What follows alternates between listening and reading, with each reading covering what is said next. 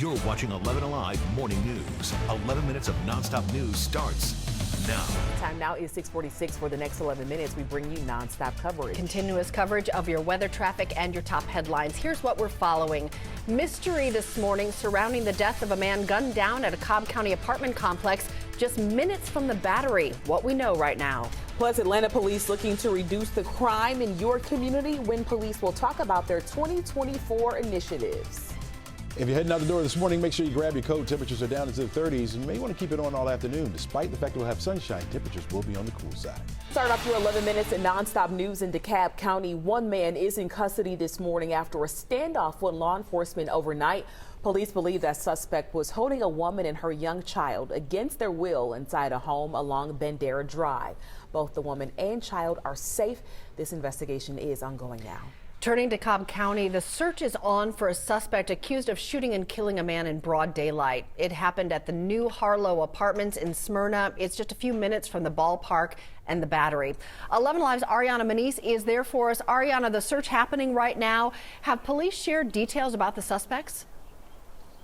Cheryl, this morning, police have not released any further information on exactly who they're looking for hours after a man was gunned down at his apartment complex. The victim is 40-year-old Kenneth Cunningham II.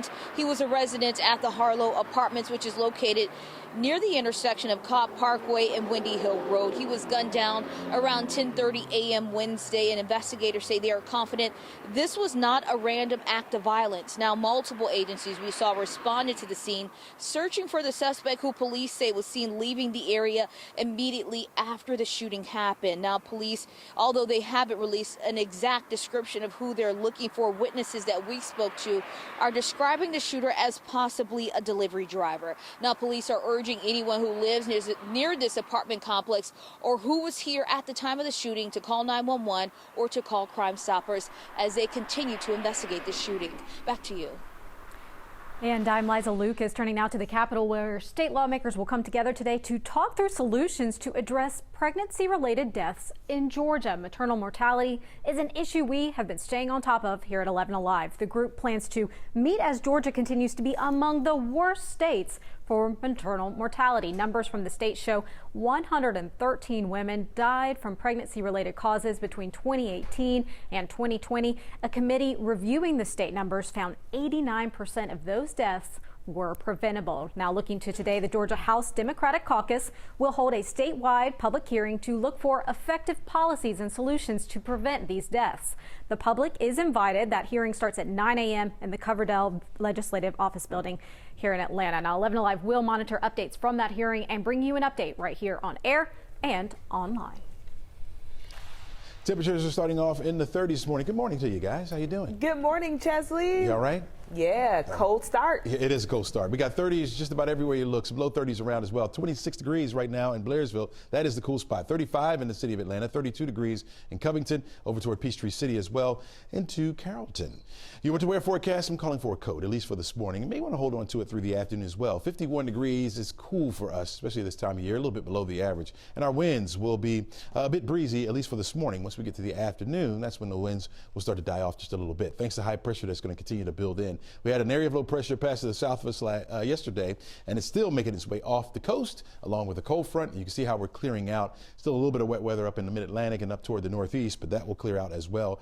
The next system that comes through will bring us some wet weather, and up to the northeast could bring a lot of heavy snow. So that's something we're watching for. At least we have 2 days where we'll be nice and dry, today and tomorrow, again, as that high pressure continues to build in. Again, our winds out of the north this morning northwest rather, will change to more northerly as we head through the afternoon.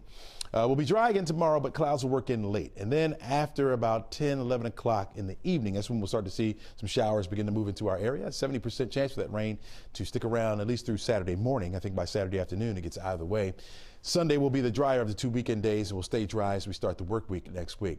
Here's how it all plays out for us in the forecast track model. You can follow along with me with the time right there at the top of the screen. Shows the clear skies for today. Again, sunshine around right on through the afternoon, looking great. We'll start off that way on Friday. Mostly sunny skies for your morning commute, but by the afternoon, more clouds will start to move into the area. In fact, we'll see a mix of sun and clouds for much of the day on Friday. It won't be until after 9 or 10 o'clock that rain starts to move in. And you can see how widespread it is back off to the west of us. So more of us will get wet from this particular system that will move through. And some of that rain could be heavy at times as it continues to push further off toward the east. That rain with us through the overnight going into Saturday morning. Saturday morning, more scattered showers around, but some embedded heavier pockets could be here and there.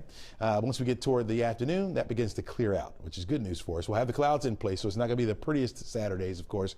We'll gradually break those clouds down, and we'll have partly sunny skies as we head into Sunday. Again, Sunday will be the driest of the 2 weekend days. At least the temperature goes up a little bit. Saturday, 53 degrees will be the high, 54 on Sunday. By Monday, we'll be at 53 degrees with partly sunny skies, but late clouds increase once again, and we'll have a chance for rain, another round of rain coming in, a good 70% chance for it, maybe even a clap of thunder or two on your Tuesday. Behind that front, we're going to cool it down back to the 30s for overnight lows and only around 50 for a high by next Wednesday. Governor Brian Kemp has ordered flags at half-staff in honor of Spalding County Deputy Sergeant Mark McIntyre. They'll be lowered tomorrow when Sergeant McIntyre will be laid to rest.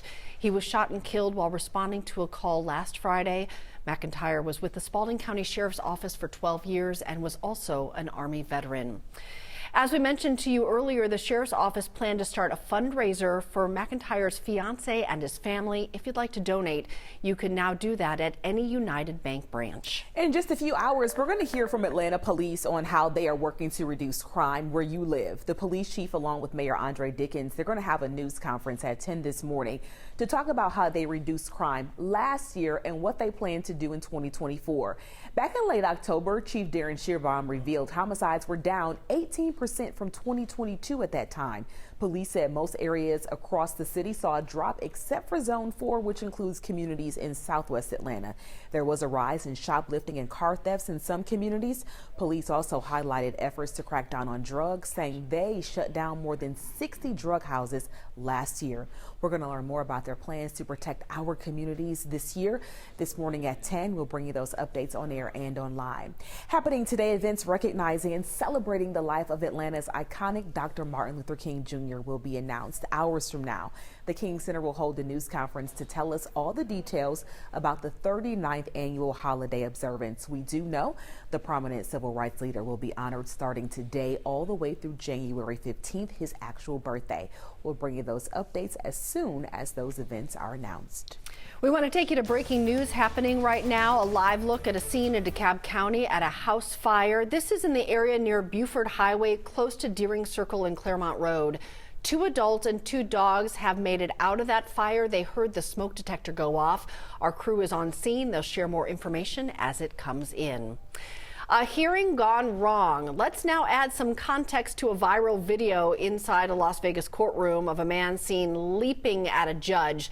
During a hearing yesterday, a judge sentenced the man for aggravated battery. He then entered a guilty plea, but when the judge denied bail, that's when things took a turn, and he jumped over the judge's bench, tackling the judge, taking down everything within close proximity, even the flag there. The security officer jumps in to restrain him. The judge was hurt. A marshal was also hurt and taken to the hospital. The man will be back in court today to face 3 new felony charges from that incident. The holiday season was busy for the U.S. Postal Service and for the office on Windy Hill. In Smyrna, it was extra chilly, too. One regular customer noticed it was colder inside the office than outside in the winter air. She asked the worker, who told her they had been without heat for weeks. The USPS did confirm there were some issues with the heating system. That building is leased, and one legal expert tells us they could seek help from the landlord. One would need to take a look at what happened and what was the cause of it, and whether the Postal Service itself made any attempts to remedy the condition or expedite it. Management at that post office says they worked with a local contractor to fix the heating problems. They say the problem is repaired.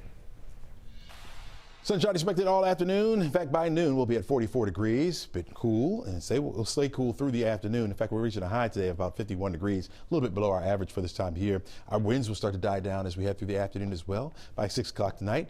Yeah, we're going to see fair skies, temperatures right around 46 degrees. We'll see that temperature fall off into the 30s once again, so we'll start off that way Friday. get some sunshine in, and then rain comes back to us by Saturday. A reminder, you can take us on the go. You can watch us every morning on 11 Alive Plus. Download the streaming app right now on your Roku, Fire TV, and Apple TV to stay on top of big stories we're following and Chesley's forecast. New this morning, Starbucks customers can now use their own personal cups for drink orders. The move is part of the company's mission to reduce cup waste sent to landfills. Customers who choose to use their own cup are going to get a 10-cent discount on their beverage and 25 bonus stars if they are Starbucks Reward members. I love that because my Yeti here that you got me for Christmas last year stays hot for 5 hours. Wow. So I'm going to go ahead and take it. I'll give you 10 cents off too. Thank you.